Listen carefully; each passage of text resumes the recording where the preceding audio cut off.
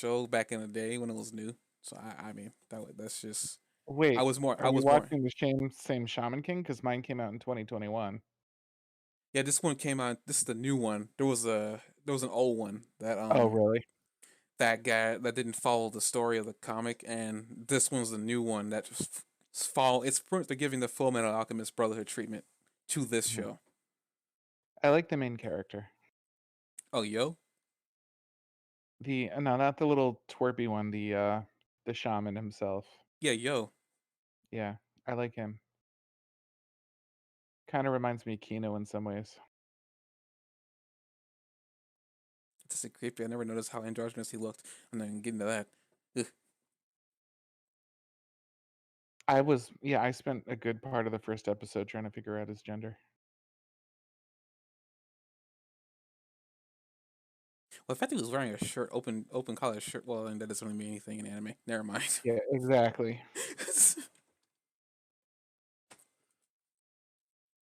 Well, I mean, he wasn't exceptionally busty, so that should give you a hit. Well, he was also like possibly 14. That doesn't mean anything in anime either. You know that, right? I know, but like it just means that like he didn't have to be busty, you know. Well, I mean, his wife, future fiance, wasn't that way, and that was a girl. Wait, she did show up at the end of episode 2, right? I must have ruined something. Crap. Hey, welcome to episode 3, season 2, Anime4All podcast. I may have made y'all quit. Nope, no, he didn't. Wasn't sure if I said anything. I probably shouldn't have, but No, this she showed up in this episode too. okay. Whew. I was I was not saying anything to make you uncomfortable. Well, you did a good job of that. But episode 3 of the Anime for All podcast, season 2. We're going to be talking about the latest episode of My Hero Academia. Also, powdering at the end, reviewing Shaman King. Finally, episodes 1 and 2, and then we'll continue with that process next week. If the My Hero episode isn't anything substantial that we could talk about for an entire hour. So, with that being said, we're going to go on with My Hero first because that's the main topic for anybody who wants to listen to this and then leave because they don't have interest in Shaman King. Here you go. Um, we pretty You make it much, sound so tempting. yeah, I'm pretty sure some guys already quit already. I mean, everybody's butt cheeks are fully clenched right now for the Shaman King thing because you just made it like amazing. I just like it because of nostalgia, but that's just me. I grew up at a time when that show was on Fox Kids. What did you like Yes, so much about it?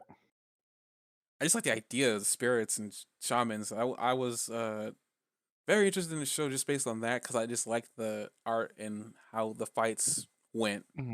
It wasn't at the time. It wasn't a typical shonen, but we're not gonna talk about that right now because we're talking about My Hero. Bless you. Is it? Do you Hmm? think when did it come out? Shaman King. Yeah,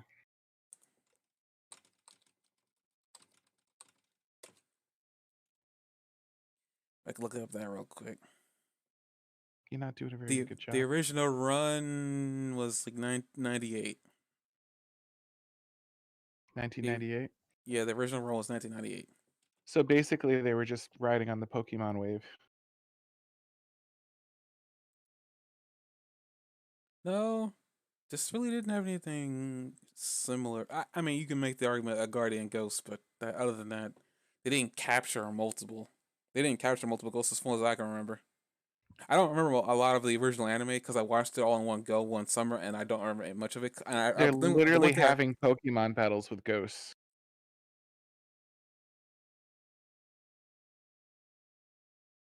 I wouldn't consider that a Pokemon battle because Pokemon battles aren't as like almost killing you in this situation. I choose you, Samurai. Yeah. Samurai uses slash attack. No, the idea of a shaman is that they're letting the ghost inhabit their body. You can't do that with Pokemon. They're literally announcing their attack and saying slash attack. He didn't do a slash attack. Well, he didn't name it a slash attack before I can remember. Yeah, he I thought did. it was a samurai who had like a samurai attacks. And I don't know if they're really yelling them or not. Mainly because I think it's in their mind. I could be wrong No, because they were I saying know Ren does saying yell. slash attack.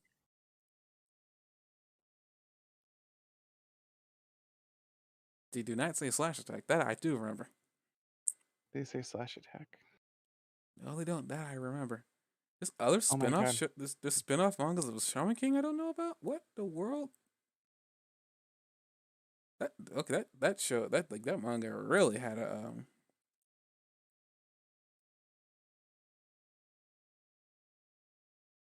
I'm just looking right now. Let's see. I think was that is that the manga that I saw? Yeah, that's the manga run. Ran from 98 to 2004.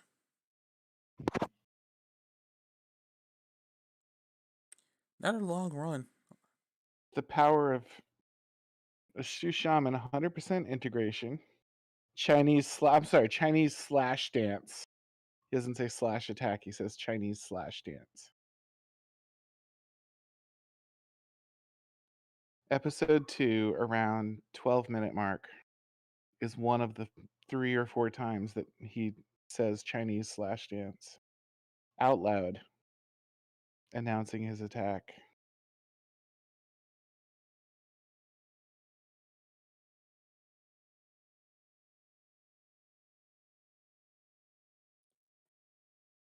I guess my question is you want to talk about this? You want to talk about Shaman King now and then wait for my hair at the end, or what? What do you want to do? I want you to tell me that I'm right, and then we can go back over to my hero. I don't see this show as a Pokemon clone or anything like that because this show has different ideas altogether. That's just me, and that's me being serious. Like I don't see any real similarities. You can make all the joke. Wait, what? All I'm saying, Video games, trading card game, many types of Shaman King merchandise. Wait, what? When did this? When was this a thing? Why does this thing have a? Dang, this thing must have been writing off the whole. Every show must have a trading card game thing. yep, is riding off Pokemon.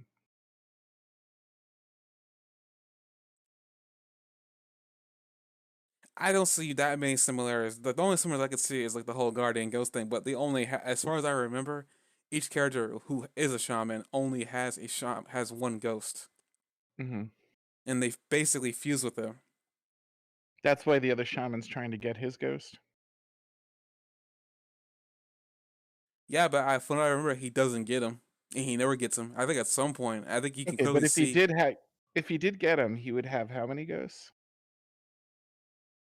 two, but I think he might have Two. more Two. considering Now, how if much. now wait. Just is 2 equal to 1, or is 2 more than 1? Two is more than one, but from the way he made it seem like he wanted to steal him and Oh, use him himself. He so wanted to get rid of Basson. he He would wanted have to get rid more of than Basson. 1 ghost. I think he made it quite obvious that he wanted to get rid of his own ghost. If you want to like play, if you want to play that game, I think he made it obvious that he wanted to get rid of his own ghost Then why didn't he just offer to trade ghosts instead of saying, "Give me your ghost"? because he doesn't like Yo. He He doesn't already know makes Yol. that he already. So he from the first interaction in that episode, he made it clear he did not like him. He also If made he was fun of just him like, because "Do you want to trade ghosts? I'm not using mine."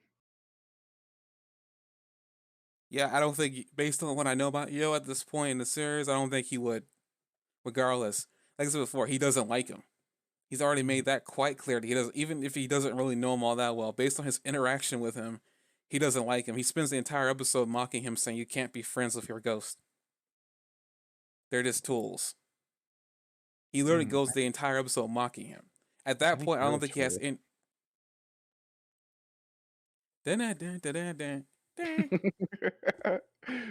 I thought we were going to talk about My Hero Academia. Why you keep I getting us off topic? Hello? I'm still here, just scratching my forehead.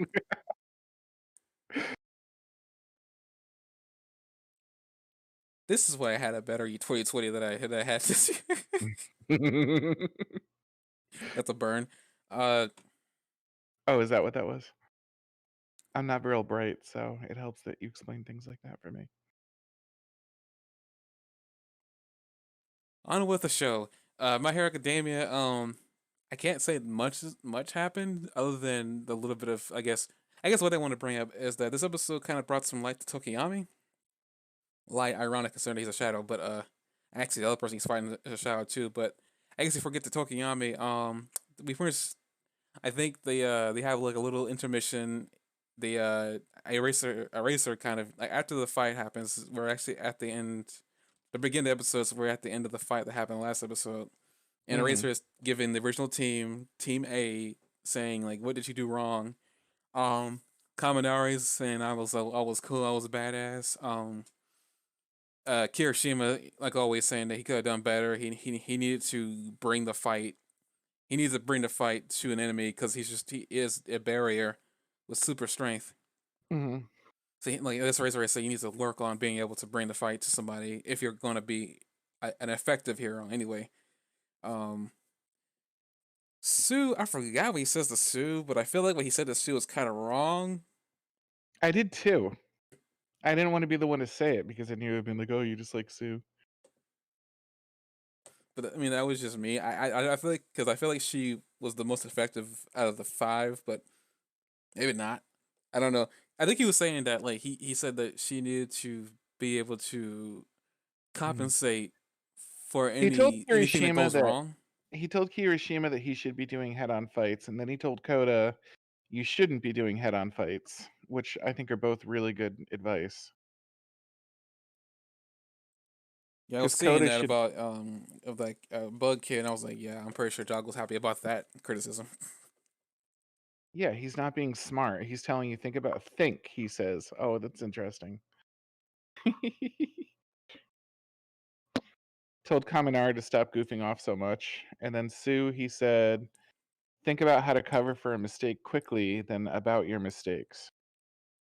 So he's basically saying, like, when you mess something up, stop thinking about the fact that you made a mistake and think about Well, what you can do next instead. I Don't guess he's dwell on not. your I guess he's not 100% wrong because yeah.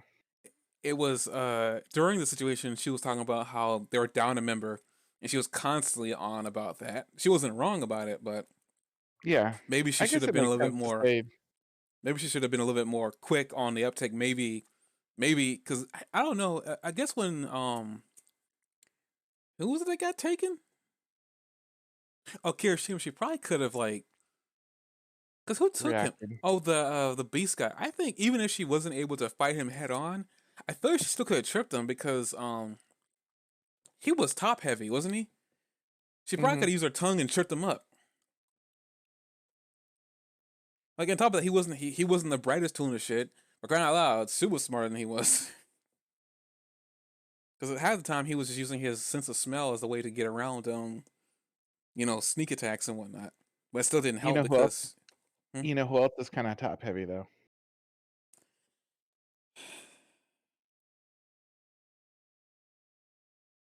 waiting for the segue. So, yeah, I think you're right. I think the idea of Sue, like, not being so hard on herself in the moment, like, and saving self-critique for, like, after the fight when she has time to think about it is a smart thing, you know? If you make a mistake, don't dwell on it, like, react right away, get a good response going, minimize the damage from the mistake, and then if you wanna think about it, you can think about it later like they're all doing at the time when they're standing up in line. I guess on that too. I just not thought about this. And I never realized it because I was sitting there the entire time praising Sue the entirety of the series because she's the most well balanced hero here. But with her constantly thinking thing, that being her flaw, I do remember that point when earlier on when Bakugo got taken, and everybody Mhm. was like making decisions to go either to not go save him or save him. At the end of all that, when Sue was coming, was talking with Ida and everybody else like that about I guess it's one of her flaws. She takes too much time to think about something, even though it's not really a flaw. I mean, for most people that wouldn't be a flaw, but I guess in this situation, we're gonna say that's her flaw. Yeah. Is that she takes things too hard, so too to heart sometimes, and it's to her detriment. because she is so well rounded. And she got praised a lot actually, even during her internship, she got praised a lot. And even during that point, she didn't really. I don't even know why. It's like during that internship, did she take time to think about things a lot, or was she kind of quick on her toes? Because I feel like that wasn't a thing she did a lot.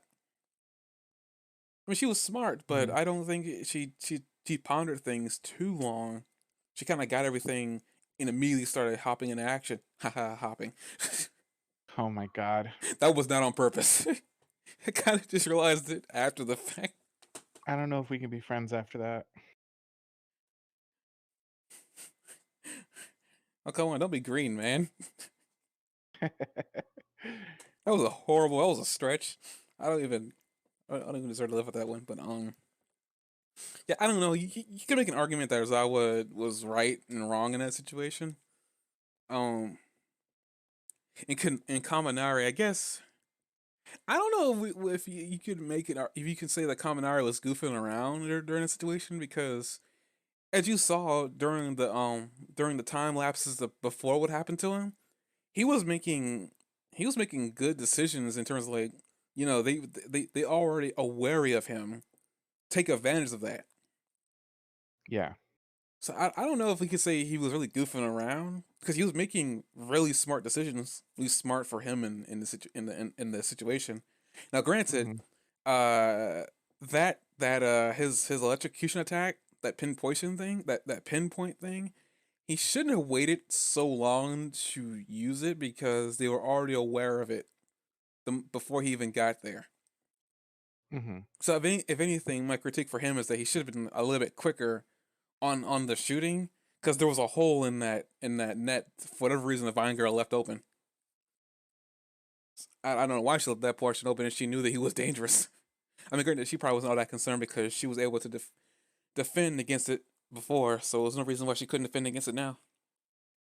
Was the idea that she didn't want to smother him since they're not really playing for keeps? I guess, but I feel like the hole was too big. I feel like she could have like if you really trying to make sure that she wasn't trying to kill him, because I mean Mhm. she was going the entire episode saying, "Oh, I so think it's vile that I'm being the distraction." I'm just like, man, she's gonna be a weird hero in the future. Mhm. But like, I feel like she could have like maybe there was a point even after the fact after he shot through the hole, she closed it all away. So I don't think she was concerned about smothering him.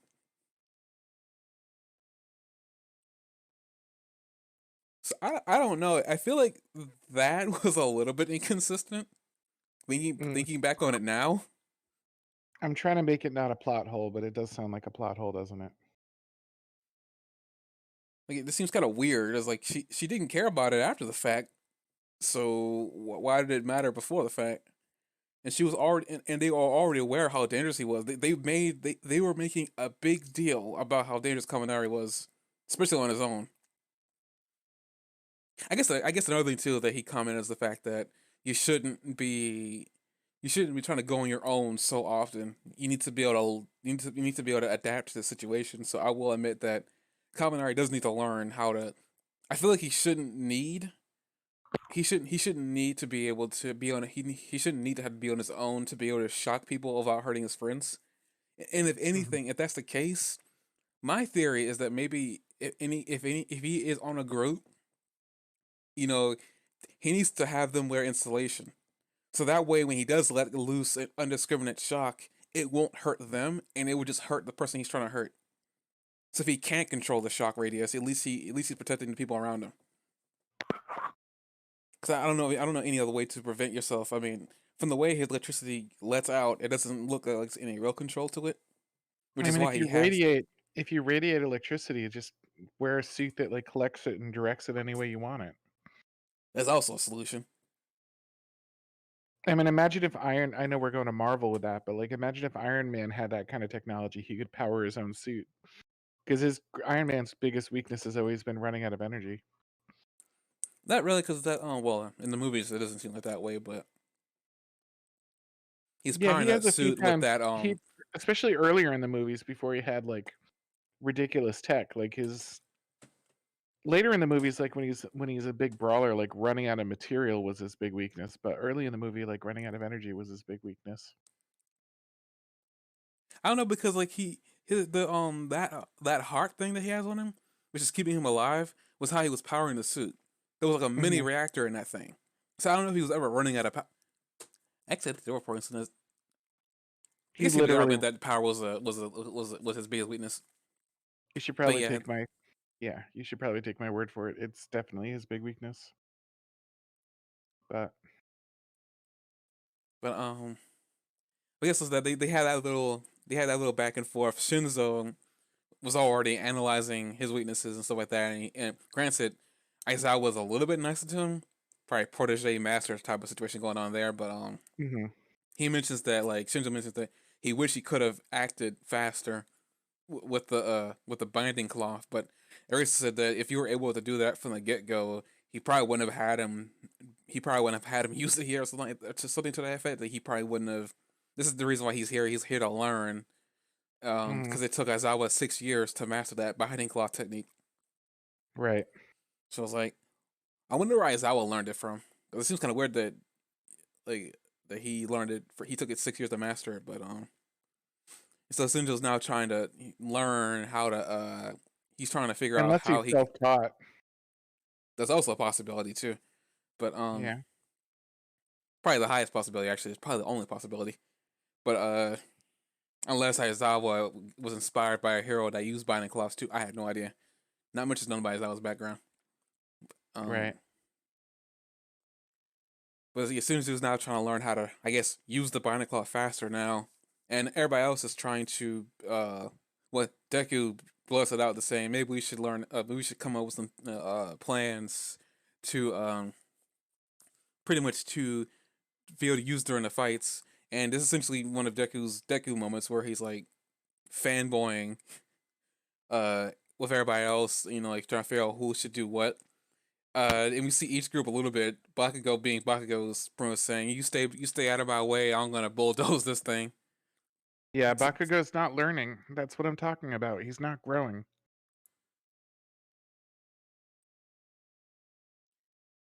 I He, talked about that last podcast that he just seems like he refuses to grow. no, that's just him being stubborn. No, he's learning. He's just like not taking those lessons to heart because he's trying to Right. compete with Deku.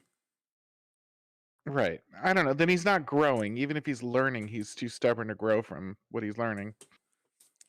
Yeah, He's like, but when you have somebody who I'm had gonna run in and absolutely, kill them all, you know. I mean, at the same time, like if you're trying to compete with somebody like Deku who had absolutely nothing and is already on par with you and getting stronger, you're gonna try focusing and try to get yourself stronger, regardless of any real character growth that you could be diminishing at that point. Yeah. On top of that, you can't expect somebody like Bakugo to change overnight. Like, I don't think there's been enough time for Bakugo's character to cool out. It's kind of the same thing with Vegeta. It took like 2 to 3 arcs after he had that little like. Well, actually, no, take that back. It took one. It took half an arc after he killed himself and then came back. But point still hmm stands. I think Bakugo's gonna have a lot more happen to him before he chills out because he is literally still trying to compete with Deku, and he's still got a stick up his butt from his fight with Todoroki all the way back in season 2. hmm So he's got a lot of problems right now with his own self importance because we've already seen that his self importance is already very low. He does not value himself, which is quite funny considering how he acts. hmm But yeah, he has a lot of issues he needs to work with, and it ain't gonna. Deku is not gonna be the person to help him with that because we've already seen that Deku came up with that idea back when they were rescuing him. He knew calling out to Bakugo wouldn't get him to jump. It took one of his best friends hmm to do that. So if anything, it's probably gonna be Kaminari. I mean not Kaminari. Jeez, names mixed up. Uh, Kirishima to get him out of that rut, whatever that rut is. But I mean, yeah, he's. I mean, at the same time, like I still give him a pass because like he's not the main character. He's like side character, rival side character for hmm right now. until there's an arc that that has him as the front as the front man. Which I think, if I remember correctly, rumors there was something happening with that too. Well, not rumors, but Google. I hate Google, so like when it knows that I'm watching, every time I go in there is something. Hey, did you know? Like, no. Um, moving on. That was a tangent, but It's okay. essentially after that they have their little group not group discussion but group planning session. Then Vlad says that teams B on each side get ready to fight, and this is when we see this is Yayarozo or Creati's group and Kendo's group, and it's actually kind of funny. We get a little bit of insight going on with like why Momo, which I forgot all about that, but I was actually did remember wondering. I wonder why Yaya Rosa wasn't a part of the beauty pageant, but they do kind of bring it up here. Like I wonder why she wasn't there, and Kendo asks her that, and Momo doesn't really know why because I guess I would never brought it up to her because she was too busy trying to prepare for the band. So she probably Hmm. figured he thought she didn't have enough time. So that was one thing. But Kendall brings up the fact that you don't I character. wonder if that's like a. I never thought about that. That's such a weird, unnecessary piece of dialogue. Even though like they're trying to make small talk moments for him. This it's not like the series to have small talk that doesn't go anywhere. So I wonder if that ever ends up meaning something. I think they're just trying to build up a rivalry with those two because they are by far in their classes they are the prettiest girls in their classes anyway. Well, And there's they're, Froppy,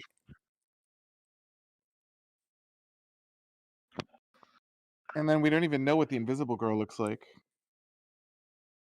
we know she's naked, so I don't know. I mean, Right.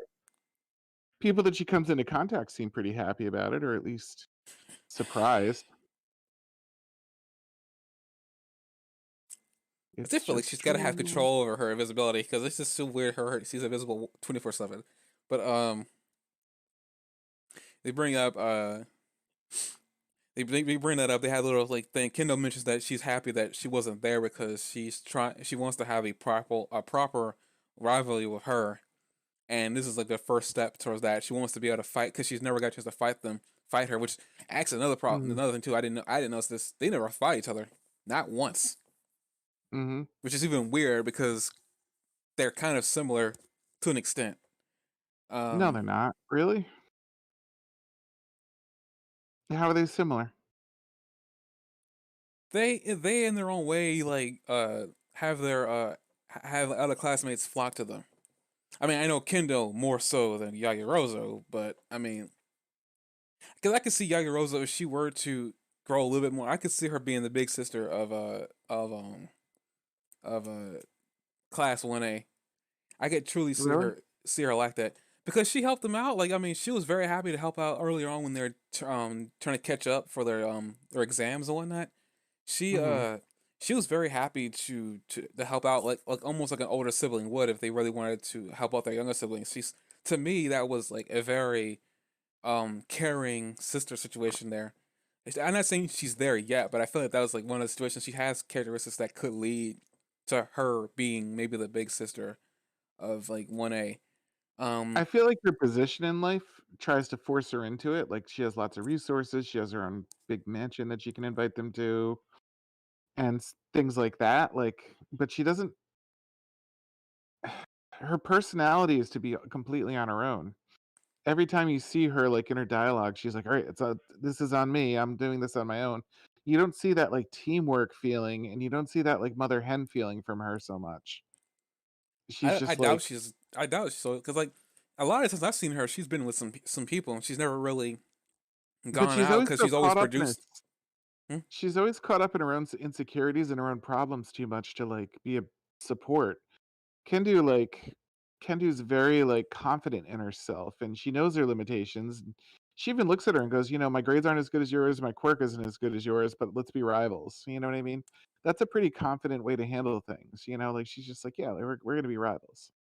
But like But the just other because like character, I mean, just because she has her own insecurities doesn't mean she can't be, because like you can say it's not with Kendu, it's not really insecurities, it's just she knows where she stands. She's like, "This That's what I got to work with, but yeah, you're right. You see her do like constantly every episode. It's like the crux of her character is that an overachiever that she can't get over herself. You know? Well, she also, I mean, people seem to forget this about Yaya Rozo, but she was also one of the students who was recommended by a pro hero. So she's already Right. got a So lot even on her more pressure shoulder. on her.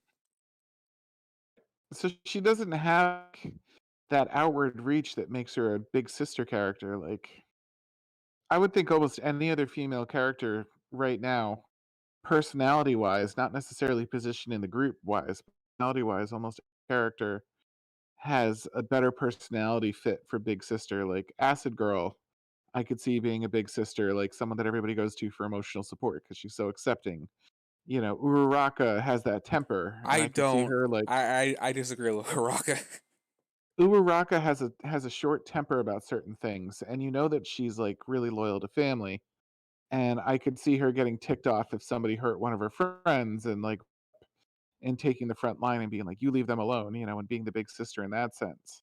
I could see, you know what I mean? Not so much Froppy, but like the other female characters all seem like they have moments where they're better suited for it than someone that's wrapped up in themselves. Like a big sister character is thinking about other people, not themselves.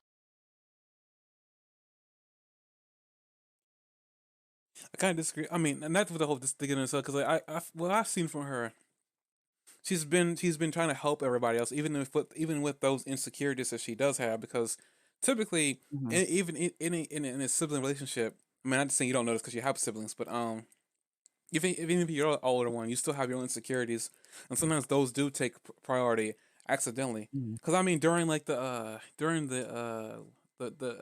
provisional exam, she was trying to make sure that she was trying to calculate everything so everybody wasn't gonna get hurt or anybody wasn't gonna be.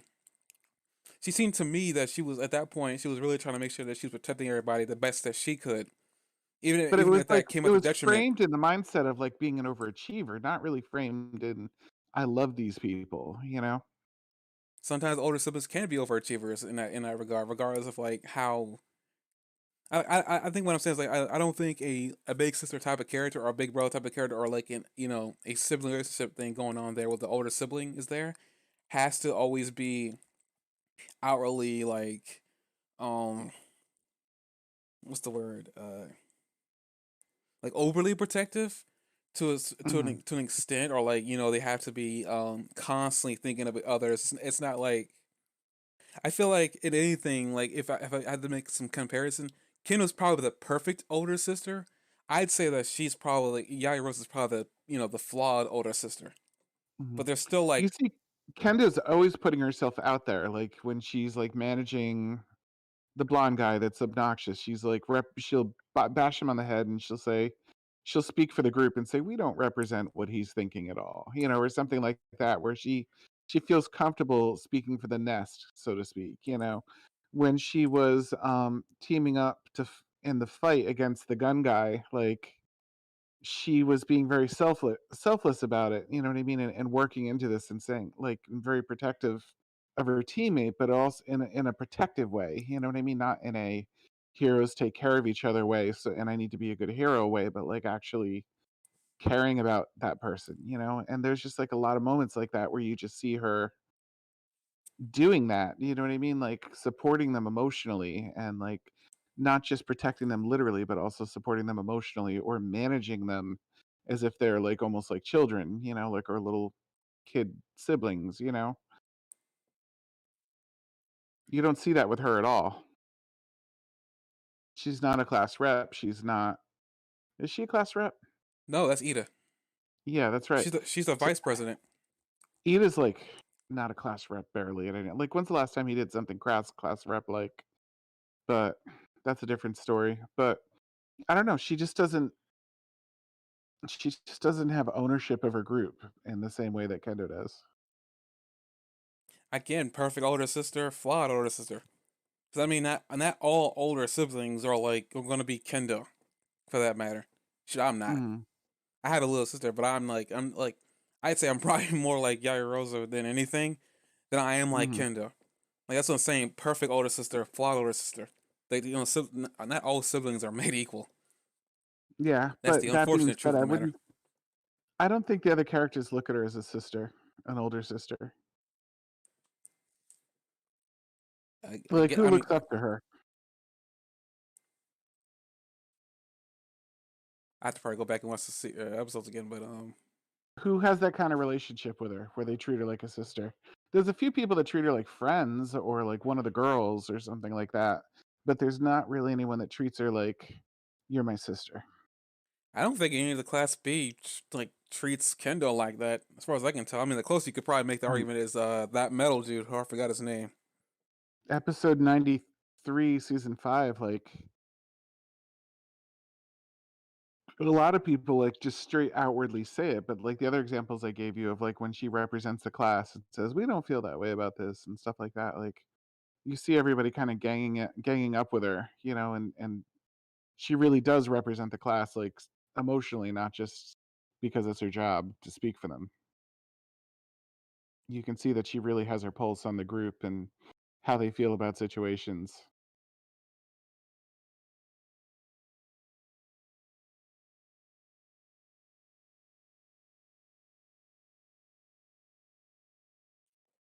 I mean, I really don't know. I feel like Gabrielle has potential. That's what I was really getting. She has potential to, because I mean, like the interaction with her probably do her some good. As you said before, she does have self confidence issues.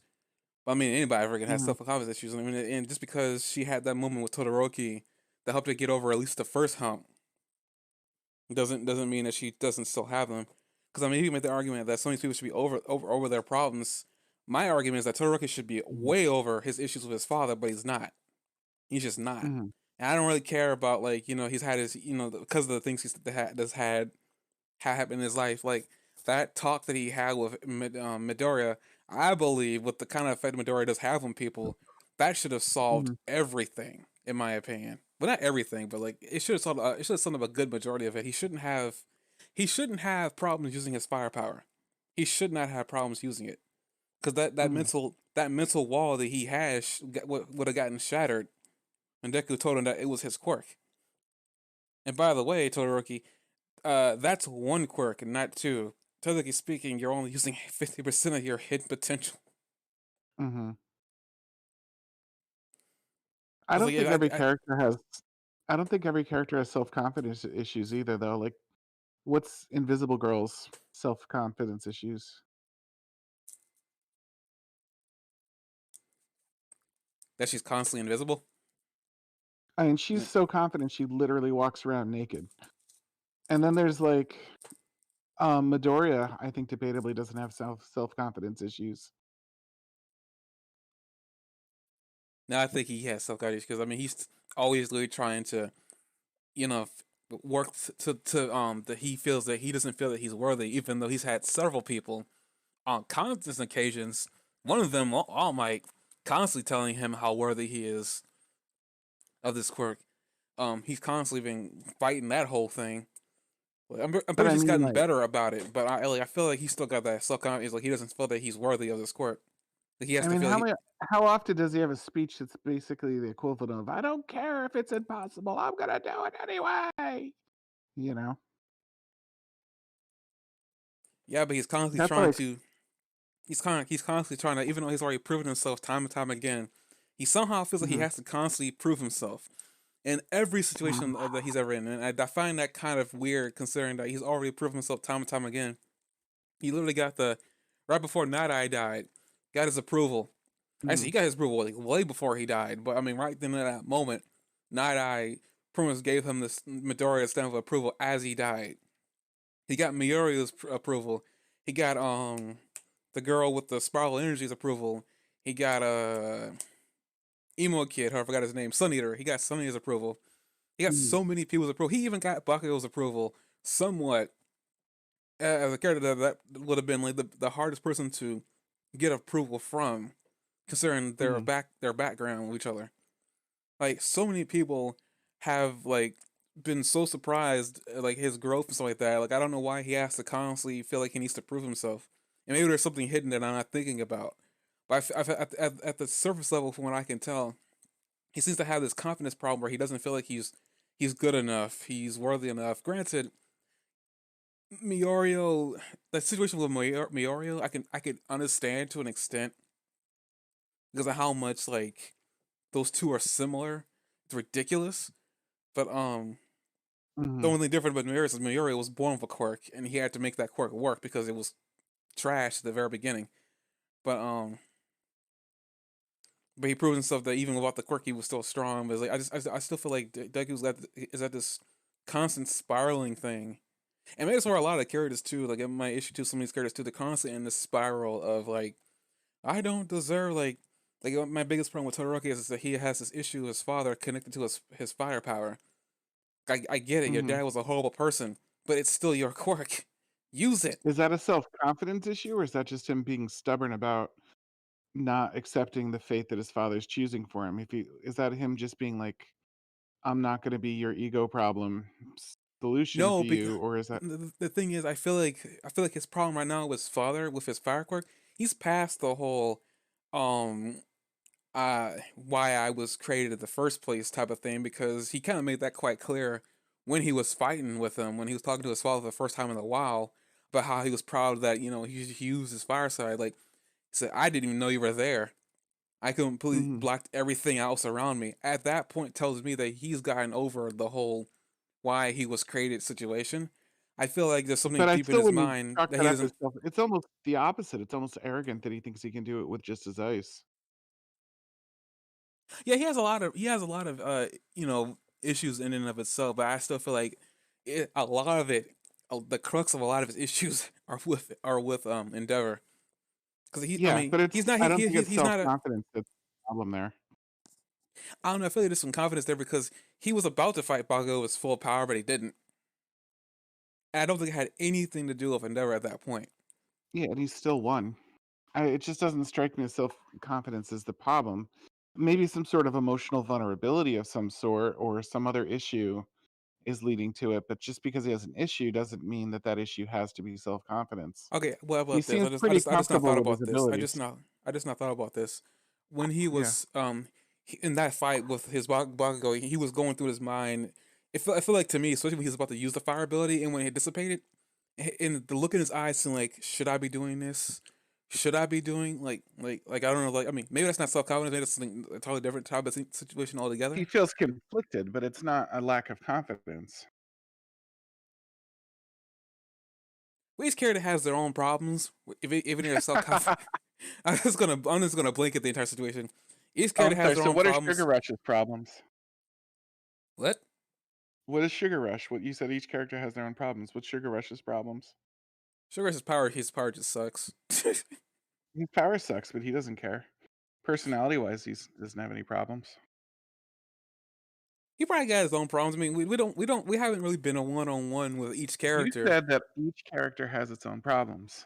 Yeah, I'm pretty sure he does got his own problems, but we haven't been one on one with every single one of them. I'm just assuming the So, characters we haven't been one on one with have their own so you're saying problems. that each character has their own problems, whether we know them or not. Yes.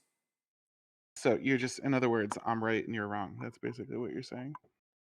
No, I'm just sitting there saying we don't know because there's a lot of characters still haven't been one on one with.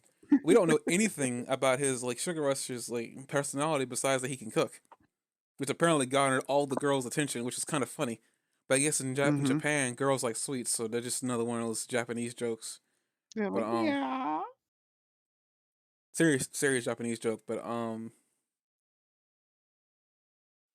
I guess we're talking about characters and I guess development and problems. We we kind of they start fighting. Well, not fighting. They start like gauging the other group's abilities and figuring things out. Uh, we kind of pan to Tsukuyomi and the other shade dude Mm-hmm. having a very shady discussion. But uh, saying that like we have a destiny that's intertwined with each other, kind of speaking to Tsukuyomi in his own lingo, which is kind of weird. But essentially, this guy, I forgot his name, but he can jump in and out of shadows and manipulate them to his own end. Mm-hmm.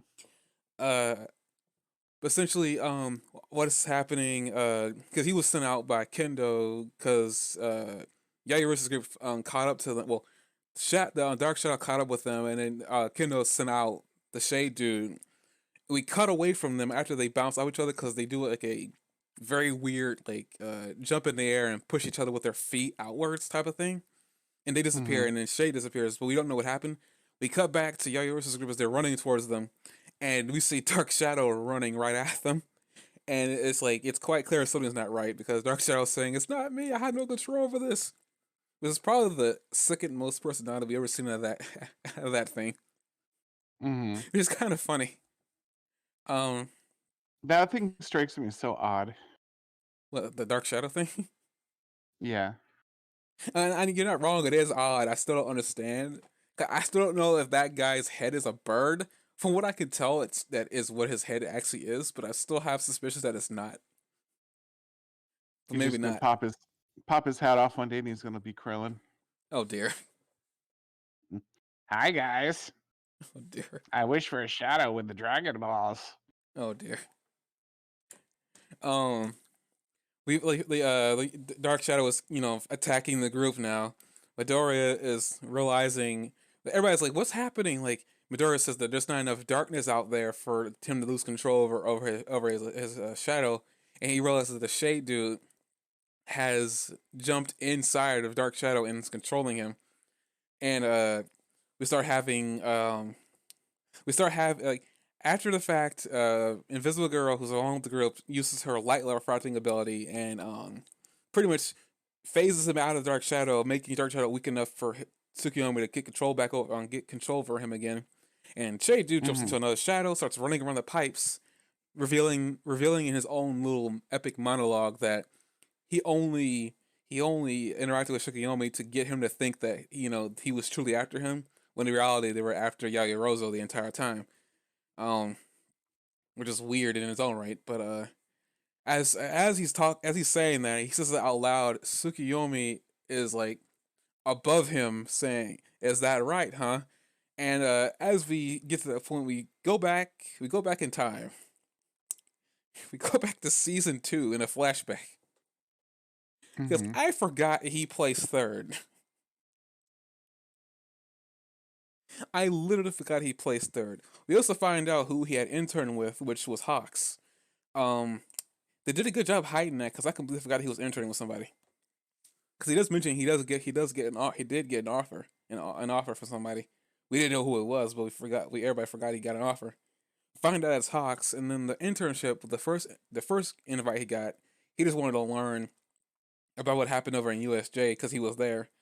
And then the second time was a job was like a job situation, and he was trying to keep up with Hawks because the first time he wasn't able to.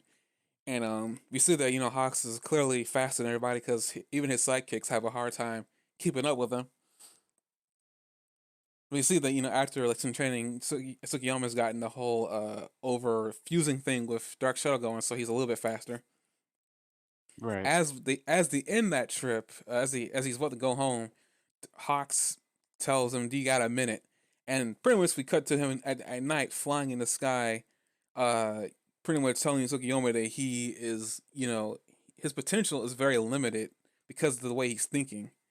He said he's not wrong to try to cover up his weaknesses, but he also should really go all hog on what he's capable of doing, what he's 100% what he's able to do, what he's really good at doing.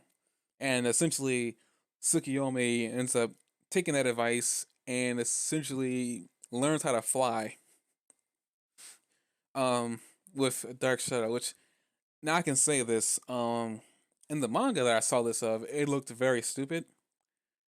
I can't say it didn't look any less stupid in the anime. When he was flying. Yes, Uh, it made I don't know. sense, but It it looked a still little looked kind of awkward, but it silly. wasn't. Yeah, it was a little awkward, but I don't think it was terrible. I don't know. I mean, it makes sense, but I still say it looks stupid because I'm sitting here like, why couldn't he have made it so the Dark Shadow's hands, instead of him covering his hands, like just they just turned into like full on wings, like, and he could just fly that way. I mean, then again, I guess Dark Shadow needs to be able to hold him. So I guess that's the other problem. I thought the hands were cool because he's got extra hands to fight with. But that was Tsukiyomi's hands. The other hands on Dark Shadow were used to keep him afloat and also carry him. Mm. Dark like he can't for a reason. I guess Dark Shadow can't hold him in the sky, so he has to like he can't like make him float from him, which is kind of weird Right. considering they share a same body. You think Dark Shadow would have, considering that from what I can tell, Dark Shadow has a personality, so he isn't just a random entity that Tsukuyomi just summons out of nowhere. So you think that if he could control Dark Shadow into him, maybe Dark Shadow could control him, and maybe that'd be I don't know. It seems kind of weird with his quirk, but to me, it looked very stupid in the manga, and it didn't look any less stupid here. But at least I can tell Mm. what was happening because I couldn't tell what was happening in the manga. The art was very weird with it, but yeah, he's capable of flying now. Um, and he's flying after the shade dude in the pipes. So they spend pretty much they spend the rest of the episode talking about like what happened during his internship, which I'm glad we got a chance to figure out what happened there because I completely forgot that he was in an internship. So it was kind of cool to find that out. Yeah, and Um, it obviously is building up Hawks too, because Hawks is getting using him to get info about Class A, which I'm sure he's using for no good. yeah, I still don't know where he stands because from one end it made it seem like he was betraying the heroes, but on the other hand, it looked like he was only going he was like a double back cross is what he's doing right now. Mm-hmm. Like he's betraying the heroes, but he's also betraying the villains by working for the heroes. That's what I'm saying. I don't like him because I don't know where he stands. Even in this Yeah, he's episode, I a still double like him. agent. I still like him even less because it's like I like him even less here because it's like the other thing is I hate too is that he's so cool too. So it's like I hate him, but I think he's cool. So I have this really weird inner conflict. Look, I hate that he's cool, but he's cool, and I hate him because of what I've seen at this point. Um, so I don't know what is going on. Like, I really doesn't like his character. That's why, if you want to know why, when I was first talking about Hawks all those podcasts ago, how I said I didn't Mm-hmm. really like him, that was the reason. I couldn't figure out where he stood. Because even if you take away, even if you take away that he's working for the heroes, and in lots of monologues that he has with himself, like he just wants to get out of the hero business. He was only dragged into it because of how much potential he had. He wants to be. I think he mentions that he wants to be able to get to a point where he's a popular hero, but he has the least to do. Mm-hmm. So I don't get him. I really don't get him. In a And world, yet he's the number two. yeah, in a world in a world that has all these people who want to do good and want to be a hero, he's the one guy who's number two, but he really just wants to do absolutely nothing because he views the heroes as useless people. It's quite clear in that statement that he doesn't like the fact that the popular heroes um pretty much don't really have a lot to do because considering that, granted, it's a lot of All Might's fault because All Might's kind of been all over the freaking place, putting people in jail when he was active.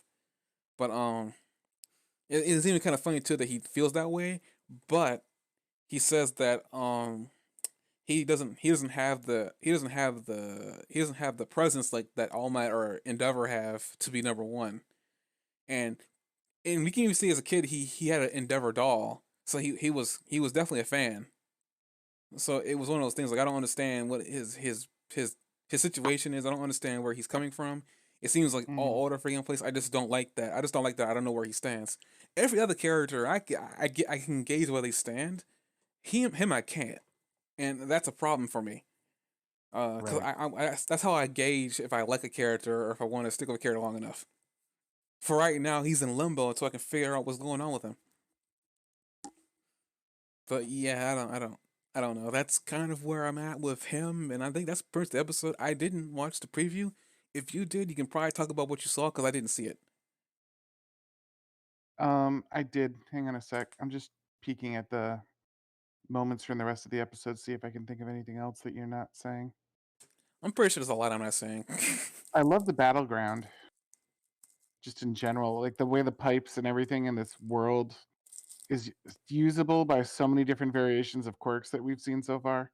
I mean, I yeah, they're think kind of that's really training. appreciated. They're training everybody to be able to be a hero. It depends if they go that Mm. route. this team works better than the other team. As a group, they've been working a lot better. They operate smarter, and they seem to have some strategies in place for specifically fighting shadows. Like they were able to just call out what they needed to do, and they each seem to have some I, either shadow ability or some way to fight the shadows, and I that was will really cool. I will admit that honestly, I did forget something that I forgot to bring up. Now I thought about it. It's how the fight kind of comes to a close in the first half, and it's Hmm. dealing with Fungus Girl. But I will admit though, when I first saw that Tsukuyomi and this other Shadow dude was in there, I was like, this is gonna be a Shadow versus Shadow fight, isn't it? It really Yeah, wasn't. It really wasn't. He stayed close to the chest. He made sure he did his job by manipulating and making sure that he took the pressure off of Kendo, so she could do what she needed to do in the background with everybody else. right. Even the Fungus Girl, she was able to British Kendo told him everything that was going to happen, and I guess it's one of the things that makes Kendo a little bit better as strategist. She knows how Yaya Rose is going to act and how she was going to plan, how her plans are going to work out, which is kind of weird that she has this ability to see that far in the future. So far, in Yeah, fact, that after the Shade Dude loses his edge, he ends up getting them to follow him into a very closed off portion of the map, only for the Fungus Girl's spores to start popping up all over them, and that was a part of the plan too. He made it seem like he was caught, but in reality, he wasn't. yeah. So I mean, that was one of those things. Like I feel like almost for certain, Kendo's gonna He, win this. Is gonna win this fight, hands down. She's gonna win this fight. I wouldn't mind seeing that. I think it'd be really cool, and somebody's got to win at least one of these for Class B because Midoriya is going last, so obviously he's gonna be the tiebreaker. Because why would he not be the tiebreaker? Mm. So we're gonna have to see the other teams. They're gonna have to have like win and lose fairly evenly matched so that Midoriya can be the tiebreaker at the end. Whatever team's going last is obviously going to be the decider. They're not going to be like, oh, we won three. Let's see if we can get four. You know. You never know. My hair has done things unconventional. You never know. Yeah, I guess that like maybe an outside The funny thing disaster could is, make. I've read up past this point to a certain point, but I don't remember any of it. So I don't remember. I remember one tiny detail, but I don't remember how this entire thing ends.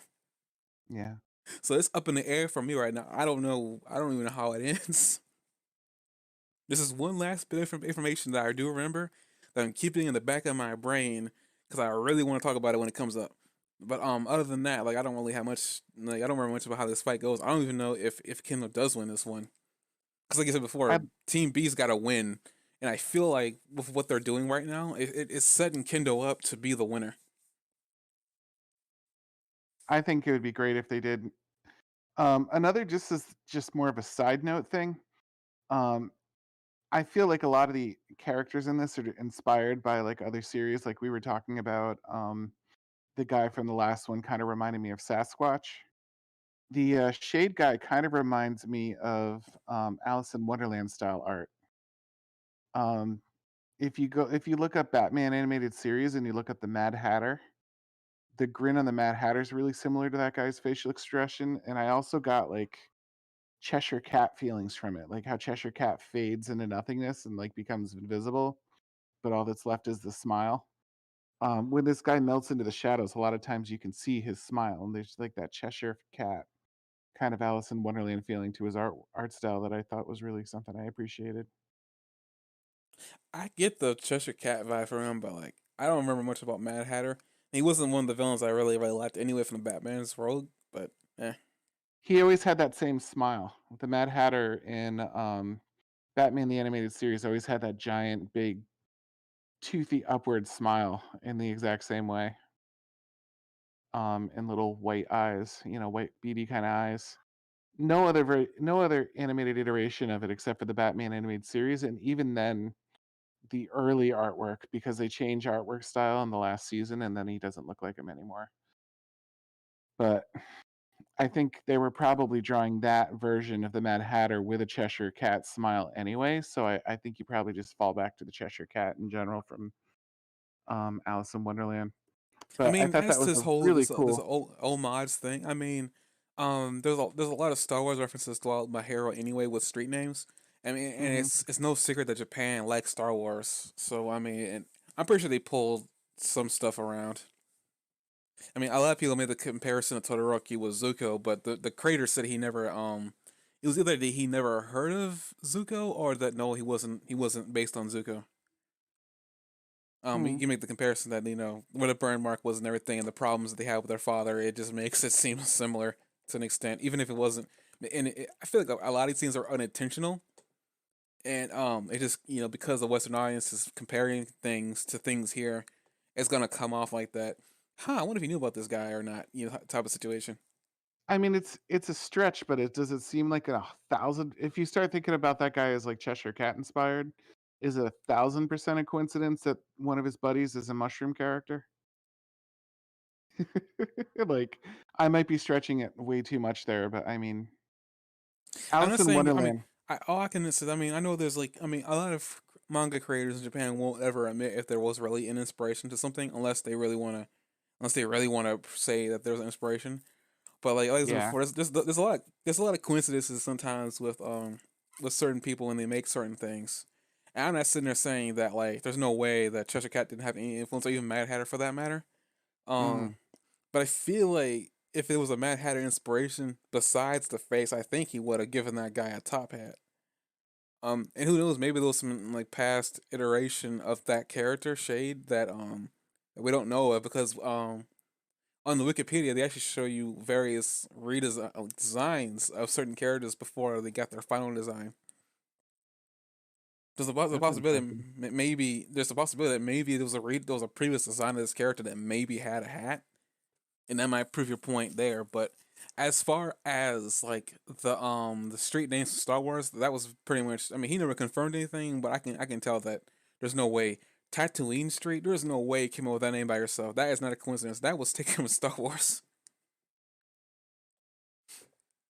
I mean, even the Godzilla fight they had in the first episode, that was definitely an inspiration from the Godzilla series, but that was a Japanese Asian thing. I don't want to say it's a Mm. Japanese thing, Asian thing, Asian thing. But first up on any Although I titles, think Godzilla might be a Japanese thing. I think that might be fair. it could be, but I don't want to say this or that because some people could take things saying, "Oh, he said this. This is what he meant." Like, no, I didn't. Right. But you said you were scrubbing through the episode. You see anything? No, just the other thing was the uh the mushroom character seems like she's going to be a big part of the second phase of their attack. I think it's really interesting to see the level of experience that they're bringing to the battle. They're completely owning the environments, um, owning the shadows, and now she's going to spread everything with mushrooms. And I think that basically taking over the environment with her mushrooms now and like creating like whatever that's going to do. I'm sure that it does something with involving spores or hallucinogenics or something, I mean, But I think it's think kind of I think the main I reason think it's they're owning them. Oh, continue. mm, I think it's cool that they're making the arena like become their home team advantage like that. And the only reason they were able to disrupt the Shade guy was because they like disrupted the home team advantage, which was okay for a bunch of characters that happen to have a good answer to shadow and light. Even Creaty could have created like some sort of mag light from her, you know what I mean, or a searchlight or something from her stomach and shown it on. So they all had an answer to shadows, but like what answer are they going to have to mushrooms everywhere? They're not. You know what I mean? They don't have an control the error option except for Creaty that has an answer to literally everything.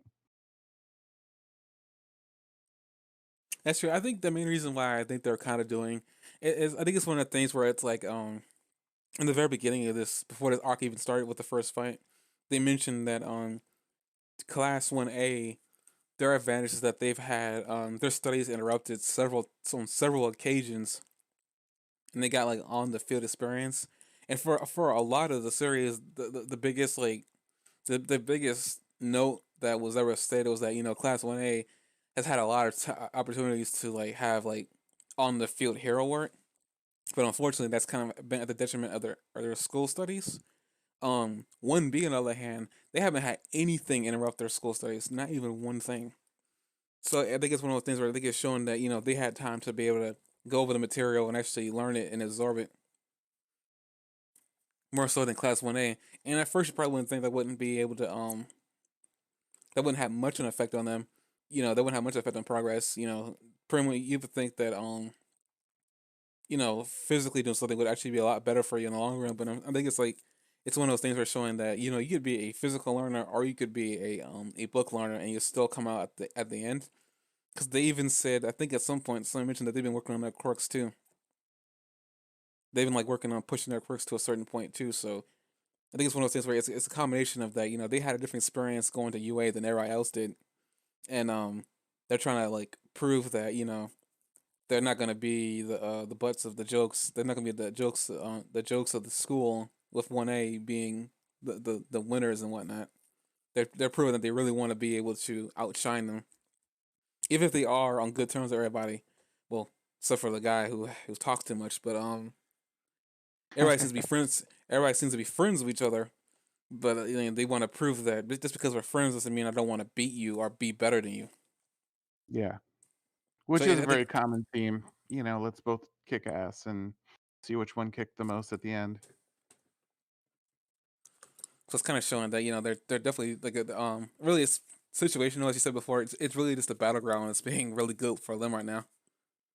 Yeah. I want to Because I mean, see both of them, the Shade Kendo. Dude and her, needs to be in closed spaces anyway for them to be effective. What are you saying? Said I want to see Kendo have a new ability come out. I want to see because they keep talking about how everybody has new abilities in Class B. I'm really curious what Kendo's, if any, that she'll come out with. Make even bigger hands. I mean, maybe. Or I'm sorry, I just had to because I'm trying to think. I'm trying to think. It's like, if anything, she could be like Gigantor, and she just learned that she can make other parts of her bigger. She learned she can make herself bigger. I don't know, because one that of would those be things where interesting. because it's one of those things where a lot of these characters learned that sometimes what you think your quirk is like only capable of doing isn't 100% true. Sometimes you gotta think outside the box for your quirk to be able to function as 100% effectiveness. Right. I think the Invisible Girl, for instance, is like she thought she just was invisible and that was it. She learned that she can redirect light. So it was one of those things like, she just had to look deeper in her quirk to find out what else she could do. Yeah. So it was one of those things like maybe, I don't know, like, I don't know what else she, like, I don't know what else she could do. It'd be kind of cool that she could somehow make other people smaller or bigger. Like maybe, like, granted, that'd probably be a stretch because that means, like, how would they do it? The best way I could think about doing that for her is, like, she has, like, a radius that she has to imagine, and the people have to be within that box, and then anybody in that box that she makes, she can shrink and enlarge on a dime. But that would mean like her quirk would have to be effective on not on her but on the person. But I don't know how she would do that, if at all possible, if she could do that.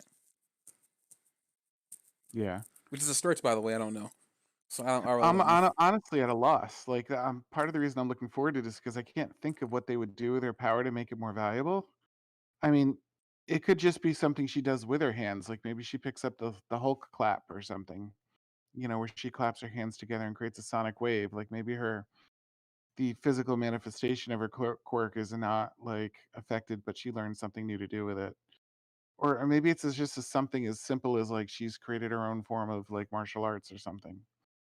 But whatever it happens to be, I think it'd be really cool to like see how that manifests because she could use a little bit of a power glow up, and I'm kind Well, of I mean, rooting she's the for her. only character that we've actually seen in combat.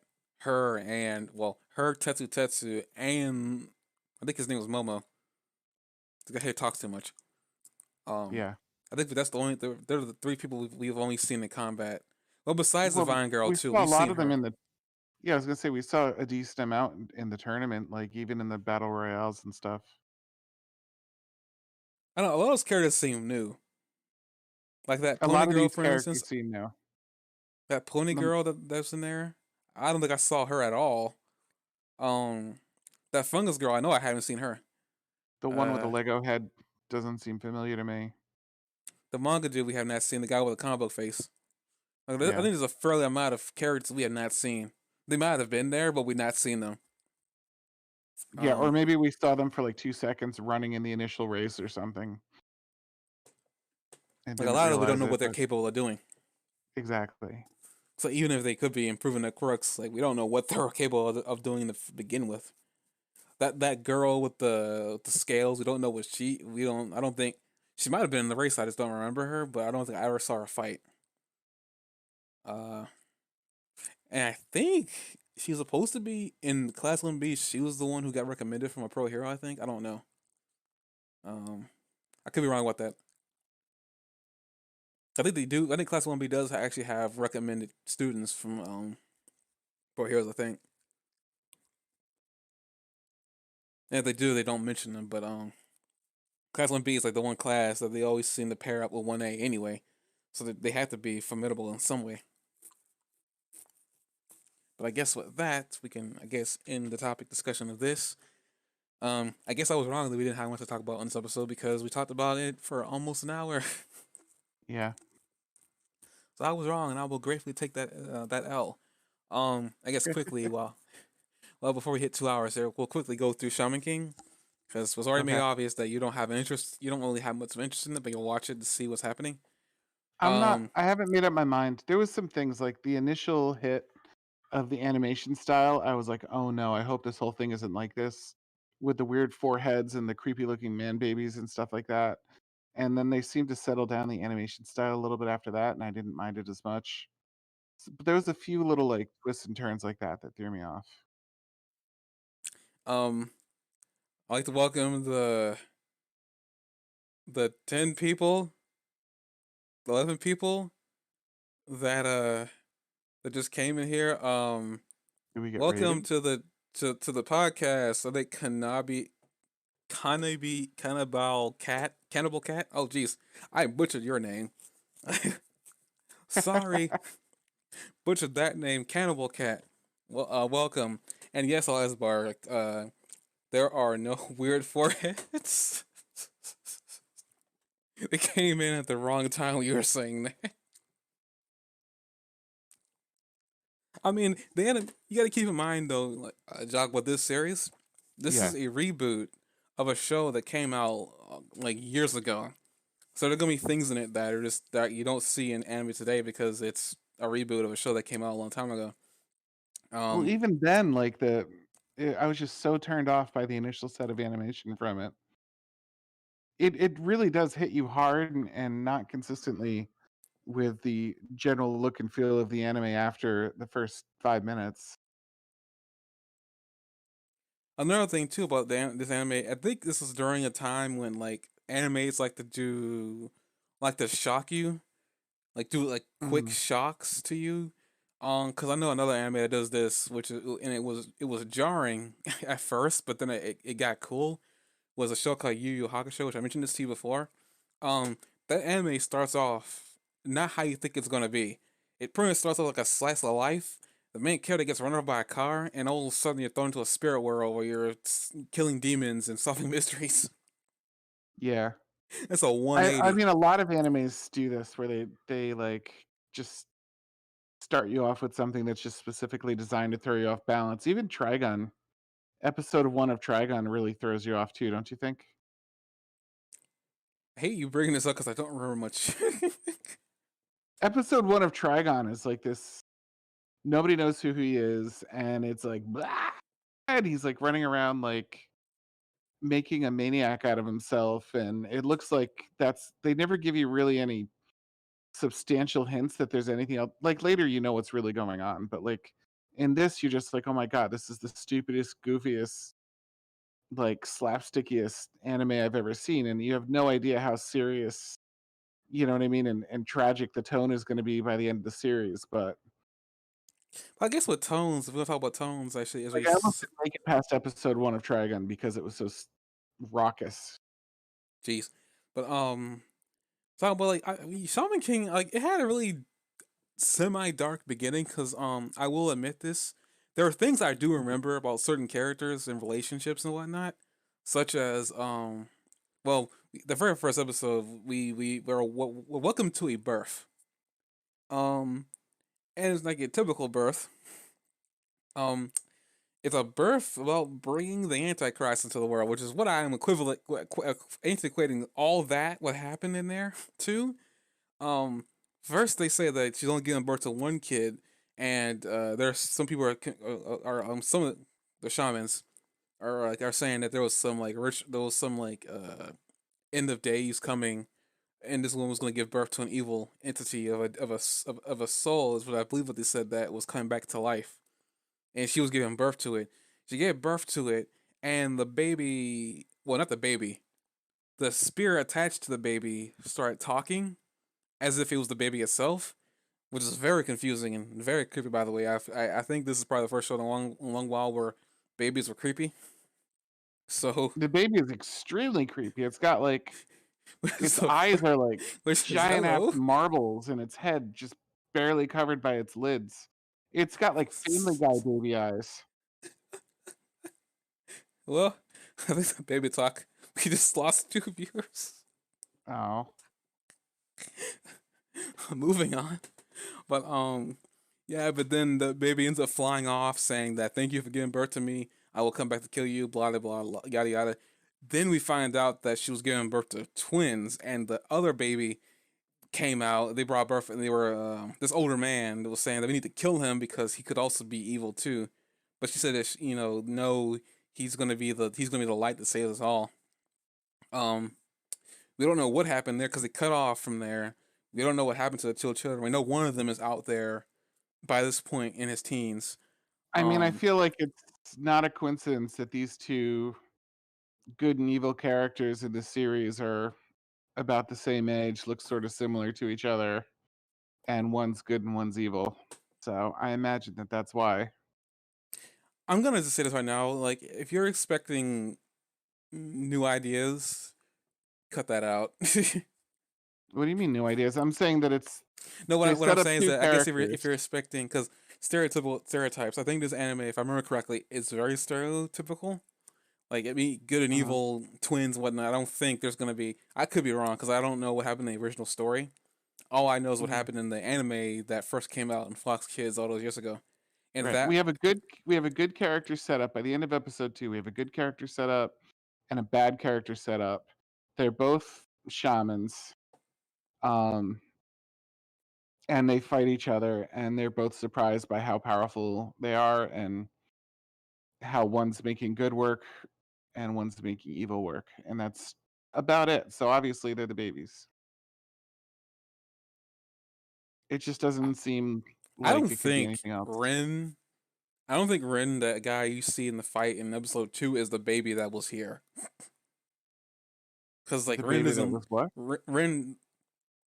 I don't think Ren, the guy you saw in episode 2, is the baby that we saw in episode 1. Because Ren doesn't look like anything like yo. They look vastly different. Actually, Ren looks Chinese. If you really want to get specific, Well, he has a Chinese ghost. but I think he's supposed to be Chinese. But I mean I think that even his definitely name brings isn't. up are I think you his. Hmm? are you familiar enough with Asian history to know the rivalry that exists between China and Japan? I know they don't like each other, but I don't know the specifics.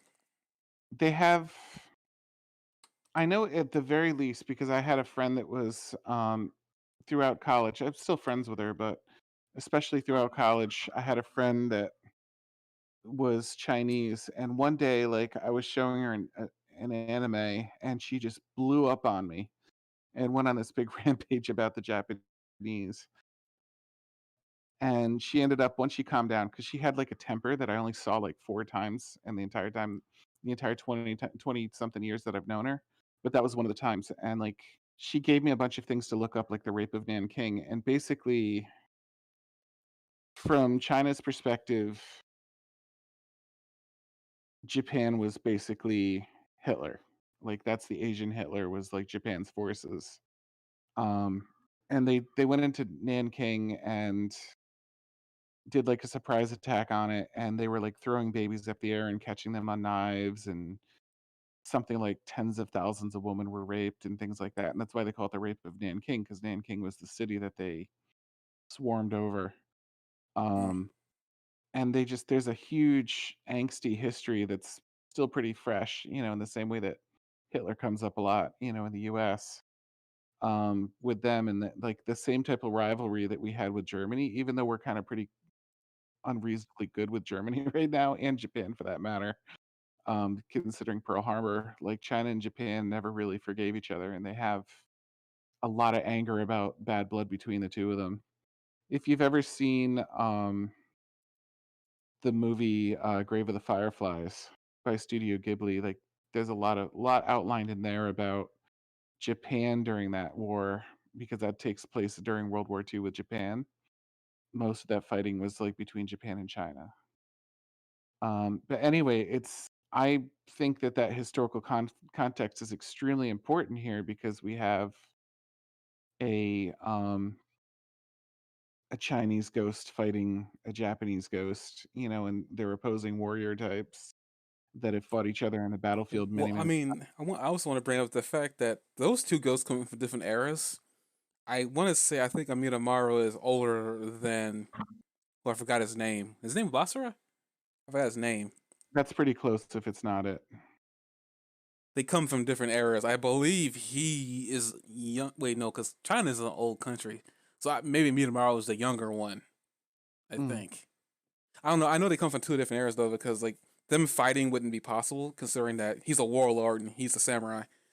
Yeah, but yet what they represent. Do you know what I mean? There's a very yin and yang feeling about about the idea of China and Japan being at war with each other in this anime, that would have a lot of significance to a Japanese audience, that unless you have at least an inkling of that history, it would be lost on an American audience.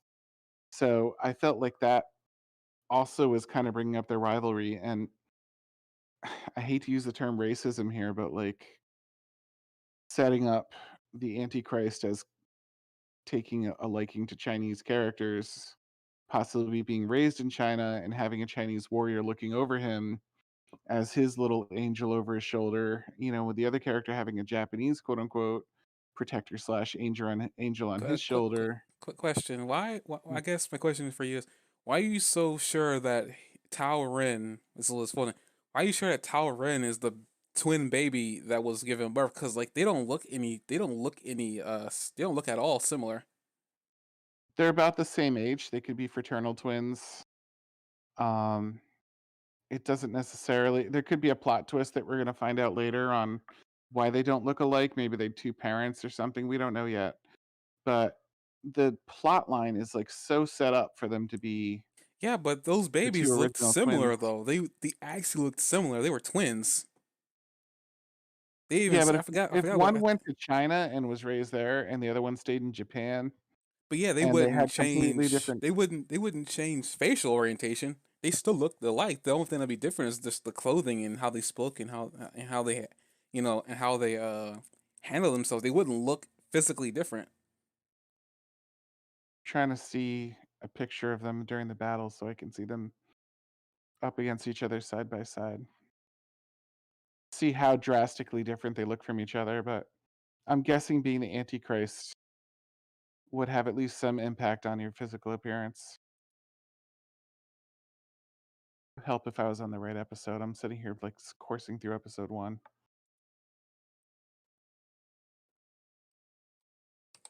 Cause Tao Ren, and then Yo's last name is Asakura.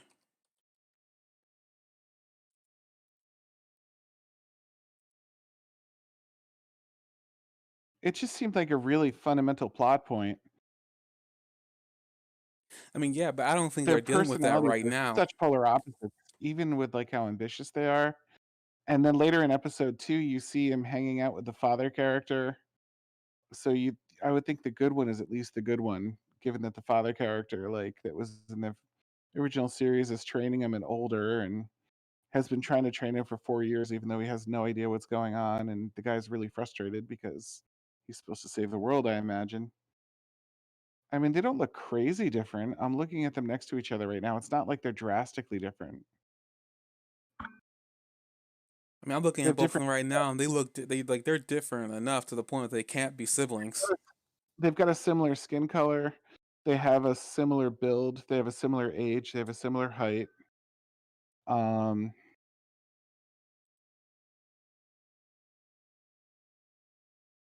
Plus, their names are I completely mean, they different. have I think different Tao haircuts. Ren's a Chinese characteristic too. I think you wrote that in Chinese actually.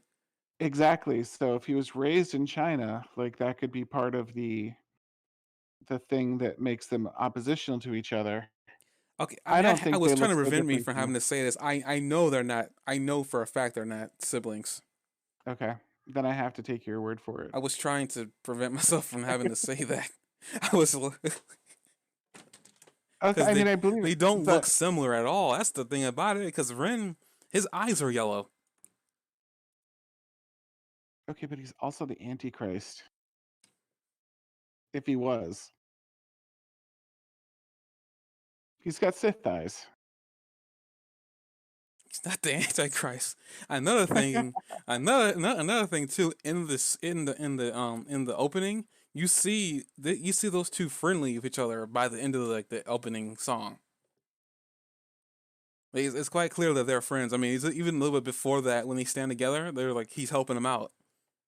Like they don't stay enemies for long, Okay, according to that intro. so they're just kind of like rivals. For the time being, yes. He's pulling a Goku on him, saying, "Oh, I see good in you," like Goku did to Vegeta. Another thing too, I if he happened to be the twin, you think Ren would have brought that up in their confrontation. He wouldn't have kept that secret. they don't necessarily know who each other. If they're twins and they were separated by different countries, they wouldn't necessarily know each other. Hey, what does Yellow Eyes got to do with the Antichrist, by the way? Well, it's just a like it's very common in anime for a character's eyes to change once they go evil, like usually to red, but it's not unheard of for an evil character to have an eye color change. I mean, even amongst all this, I just know they're not related. They don't look alike. If anything, I think Ren's skin tone is a little bit pinker than Yo's. If anything, Okay, if you say so. I mean, I look at the wiki, so I don't know what they've been doing in the Yeah, his name is Basson. That's the name of his. I mean, if you happen to know, then the argument's over. Like, I can't, I can't argue with that.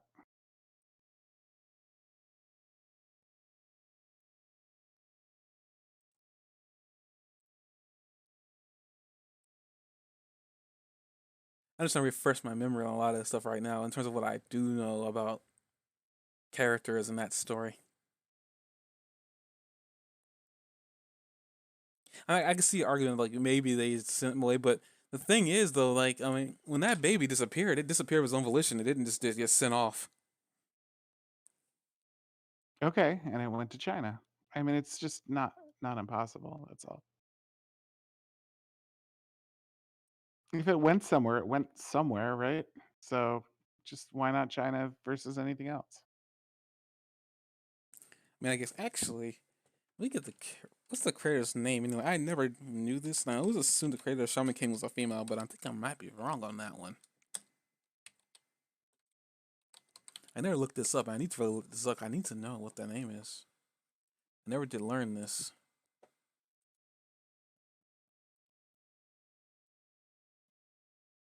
Manga is written and illustrated by Hiroyuki Takai.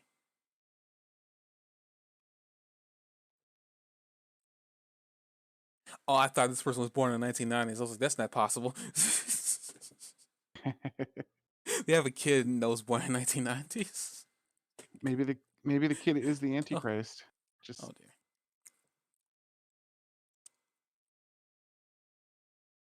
Oh wow, this person's 48 years old. cool.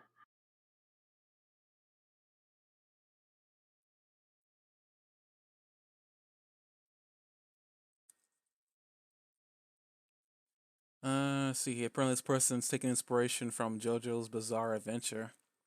Never seen that. Blade of the Okay. Immortal, Hellboy. I do remember that he liked Hellboy or something like that. I do remember that.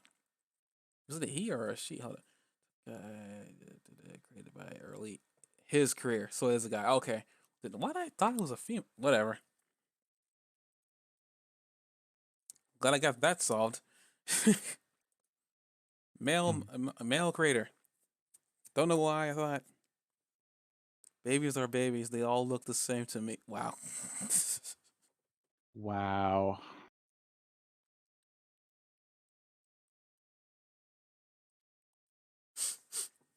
Well, I guess with that, I guess to sum up all that happened there, very beginning episode, we see the end of the world being born into the world, disappears. We cut to a few years later, the twin of the evil baby is now looks like sounds like he just moved to that city that the guy he meets, Oyamada, the small man baby that you say you have problems with. Hmm. The I'm not gonna worst. lie, he's very short and does have a big head. I'm not gonna lie. I will say that I will have to agree that his design did kind of weird me out. But it's Japan, so I mean, hey. But parents cram school, which by the way, get to how old this show is. Cram school still a thing. Uh, he's coming back from cram school. He's running late, trying to get to the train. Goes to the graveyard, knows he shouldn't go through there because of the rumor of ghost. Runs into our main character, who's Prince, saying, "Why don't you stay a little bit, look at the stars with our friends?" And he's like, "Friends, you're here alone." All of a sudden, the entire graveyard lights up with dead people. The It's ghost interesting how dead. people seem to know that he can see them. No, they Like don't the way. believe. The people around them don't believe in ghosts. That's why No, it no, was no, so no. hard The for people that can see ghosts seem to know that he can also see ghosts. We saw two examples of that where like it just seemed like they just knew that he could see them. It's you can argue that that's not true and make a really good case for it, but it seemed to hint that people that can see ghosts know when other people can see ghosts.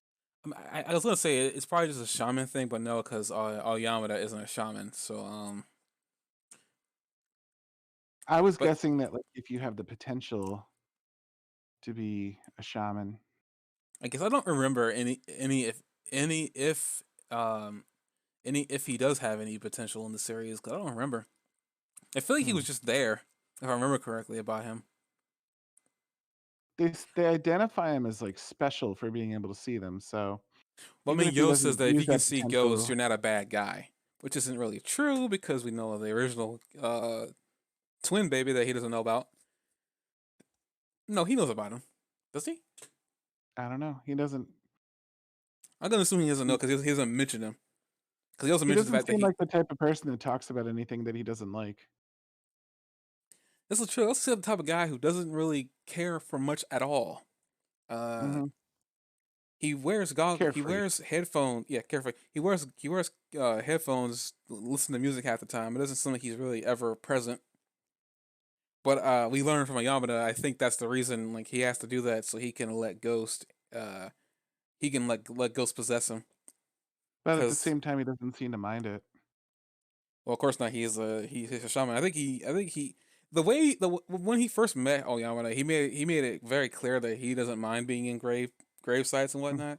He seems to be the least a bit concerned about mortal life, and in the sense of like everybody else's. It's like he's more concerned that it's about helping his friends, quote unquote, the ghost that he's there to help pass on to the afterlife. Which by this point we also know that apparently people in this world believe in that because we wouldn't be talking about it in the show. So that's the other thing. Uh Pretty much at this point Yo doesn't have a Mitamaru yet, but he does they also they make sure you know that Mitamaru is in that graveyard because they show you his gravestone, which you don't know is a gravestone until much later. When the guy with the pompadour hair ends up uh I think he throws soda on him, and Yo Prince comes back and says that I have a friend who wants to talk to you. Lets him possess me. Whoops his butt, rips his hair off, cuts his hair off, I should say, and he ends up running away. Which I think that's a running gag at some point, but I don't remember. It would be fun if it was. I think he does constantly lose the tip of his hair. But yeah, he does come back. I remember that if I remember correctly. Um, Not sure when, but I think he does come back. But that Okay. pretty much like ends we get to the end of the episode. And he wants me tomorrow to accompany him. Me tomorrow says that he would like to, but he's waiting. He made a promise to a friend back when he was alive. He's going to keep his promise. Yeah, Actually, episode one seems like it's a lot of just like universe building, like where this is how spirits work, this is how a shaman works, this is what a shaman is, and this is the property of that protagonist character that we seem to be following, the obnoxious blonde-haired kid. But it seems like it's just basic universe building in the first episodes. Like we're not really even I could definitely tell you really not setting up. gonna like this character. Yeah, the they're setting up the universe, but like the conflict is set up in the second episode.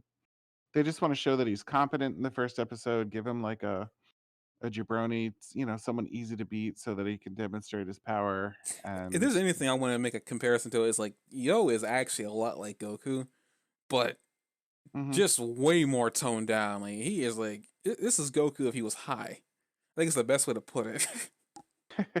He is very laid back. He Like is. this is Goku if he was high. And the next character we get introduced is Vegeta if he was on crack cocaine. I don't know. I really don't know. Mhm. Like he's very uptight. Vegeta on like espresso. Oh dear. Didn't get Team 4 star. Why can't you give us Vegeta on an espresso? It'd be so wonderful. But continuing on, next episode after we have this entire situation, I pretty much to end it, cap it all off.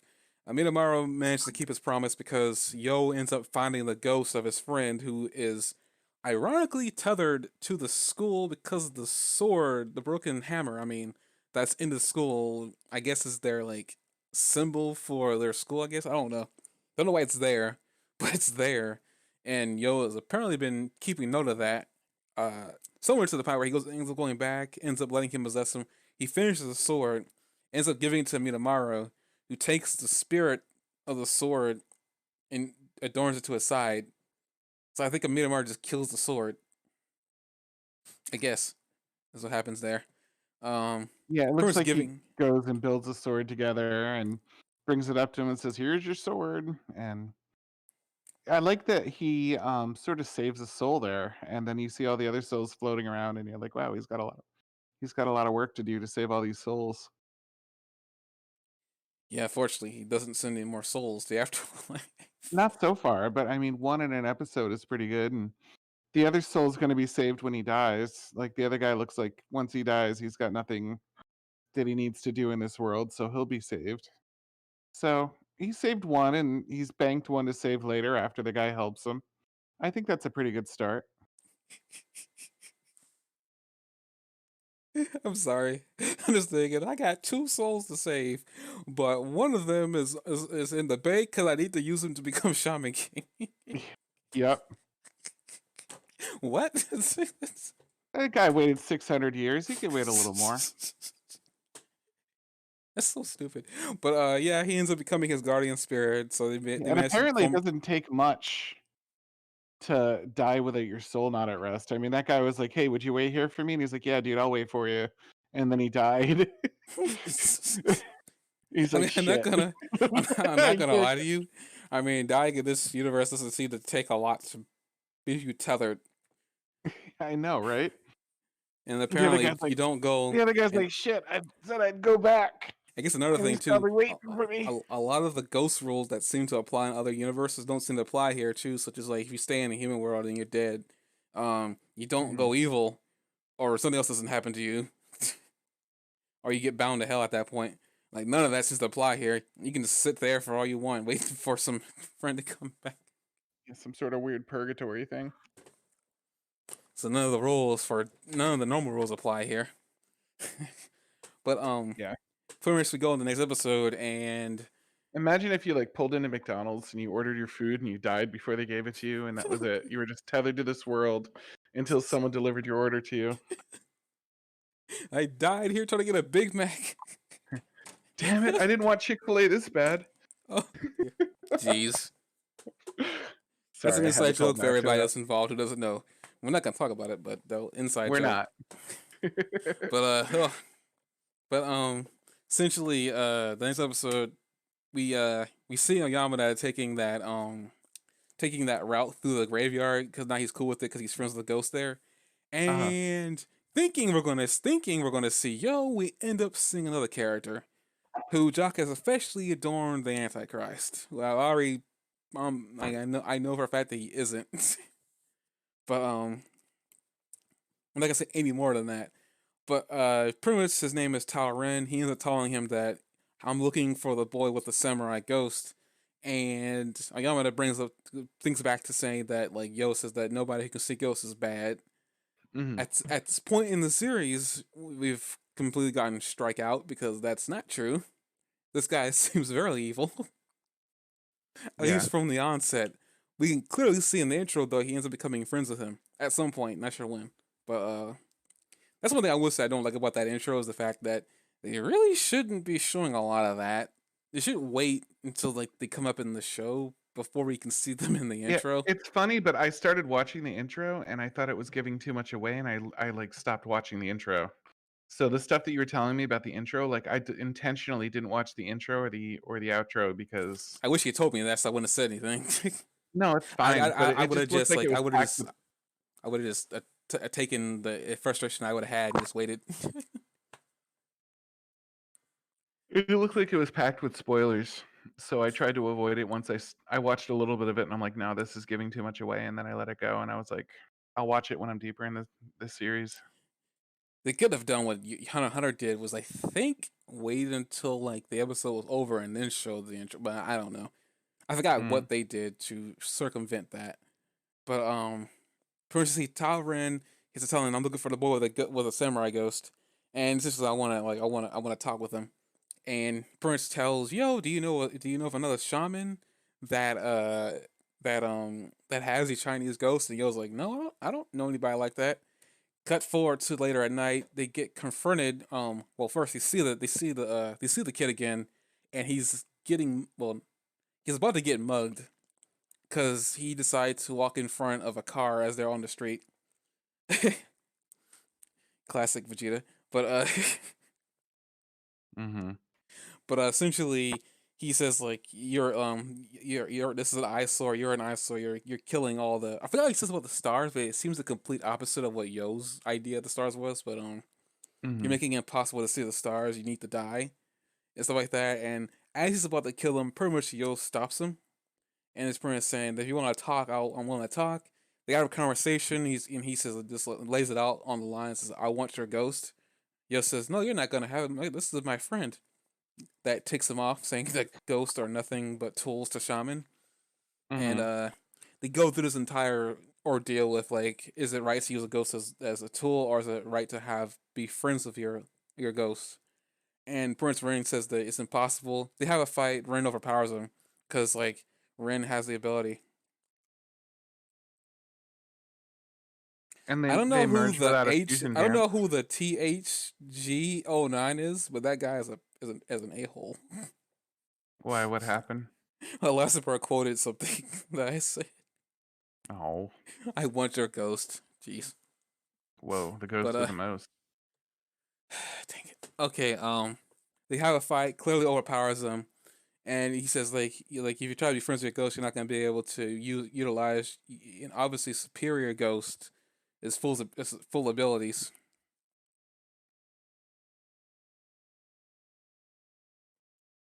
Dang it, I was borrowing a stupid monocle. but but essentially he says that like, you can't do this because I can do it because I'm using my ghost as a tool. I'm not trying to be friends with it, and they have a fight. They go back and forth.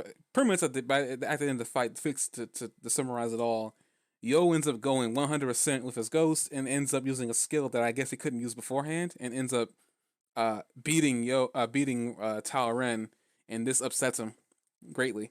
and he ends up going. He ends up walking away with his pants on, thankfully, because his shirt got ripped off. Yeah, the characters like to. I don't understand the pretense that like people just casually go shirtless or with their shirt wide open in this series, like on the reg.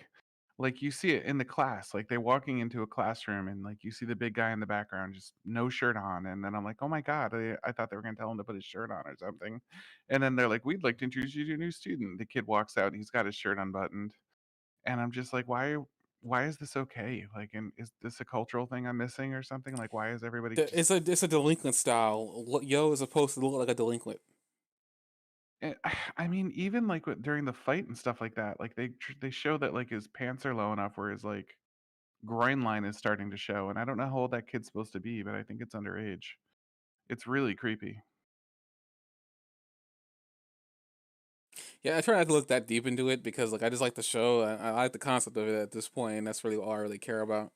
Character Well, I designs are mean, we've character seen other designs. things like showing Froppy's butt, and then the episode before this one and stuff like that was like a little uncomfortable when you think that she's 14, stuff like that. Like they do it plenty, but it's just like some of the moments here it's hard to like to suspend disbelief that they can just walk around with their shirt looking like that. But I guess if it's like a stylized choice, then that makes a little more sense.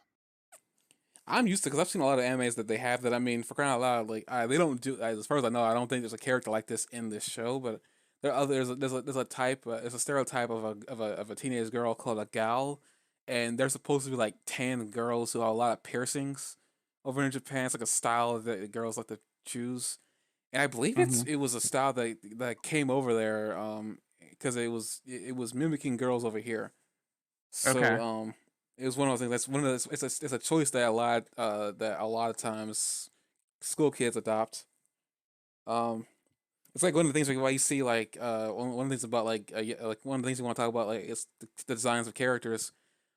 Along with Froppy, Uraraka, even Yaoyorozo, their bodies are developed to the point where it's appealing to look at versus you're questioning how old they are because they obviously don't look the age because if but then you say that, but I knew a girl in sixth grade who was fully developed and it was really weird. But yeah, Hi, Jeremy.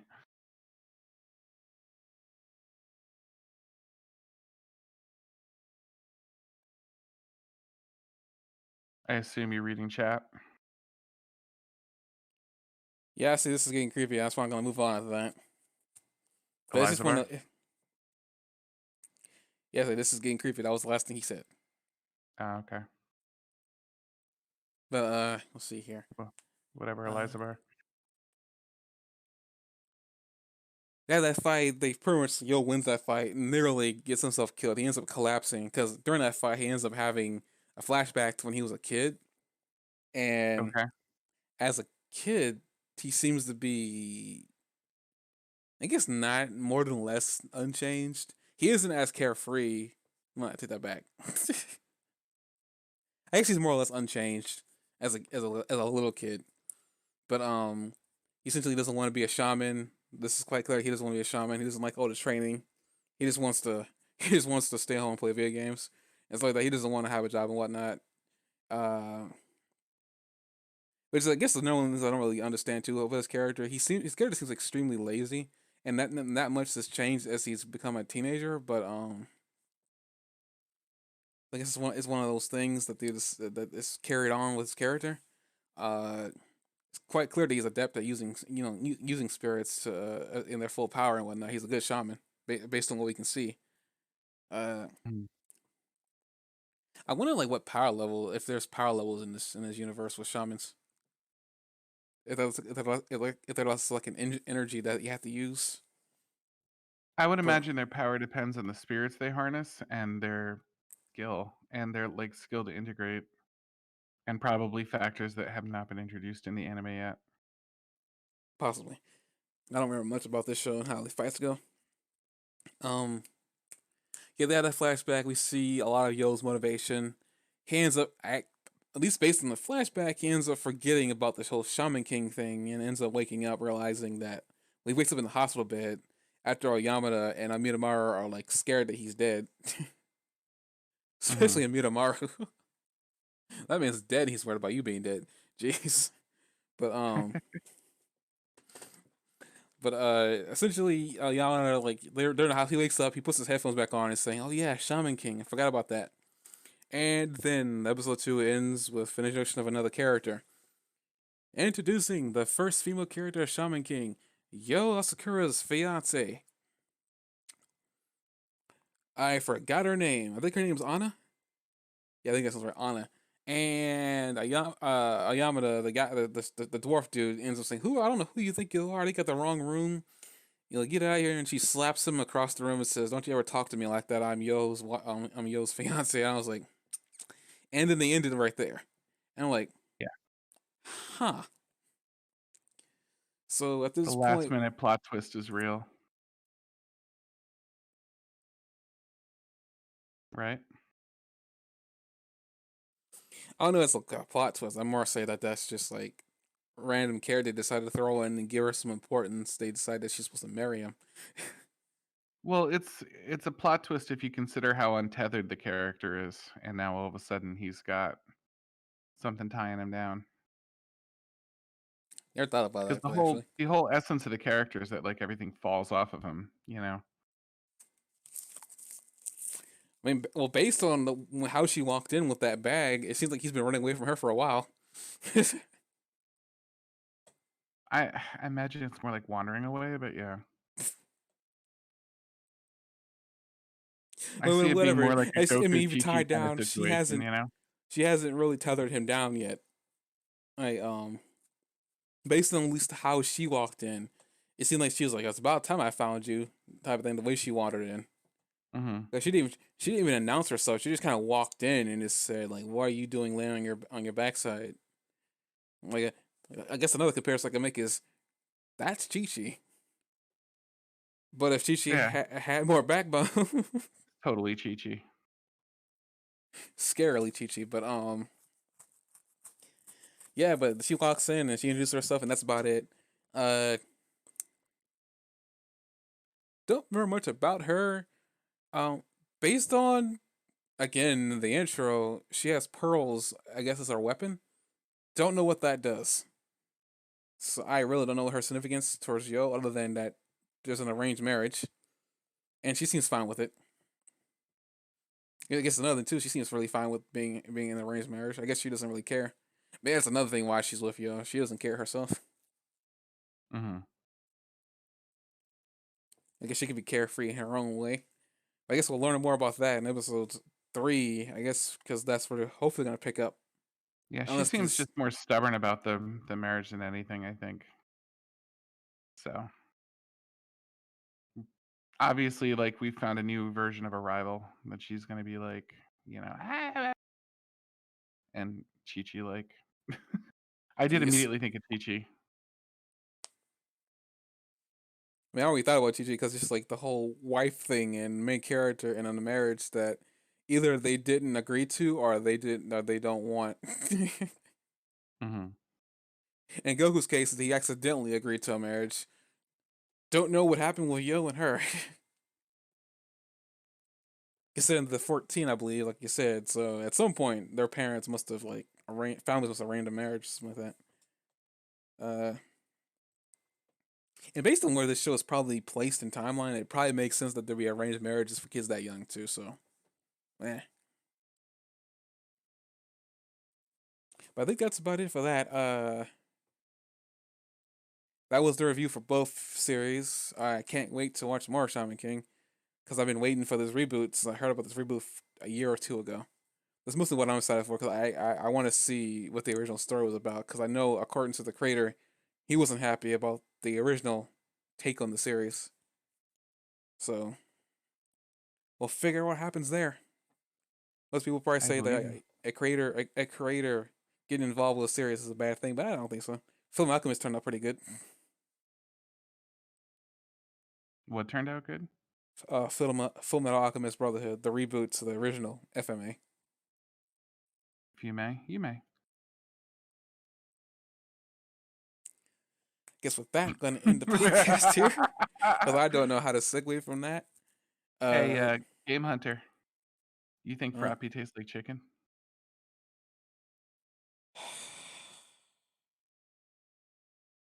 I don't know. I don't eat frog legs. In this case, definitely won't be eating frog legs.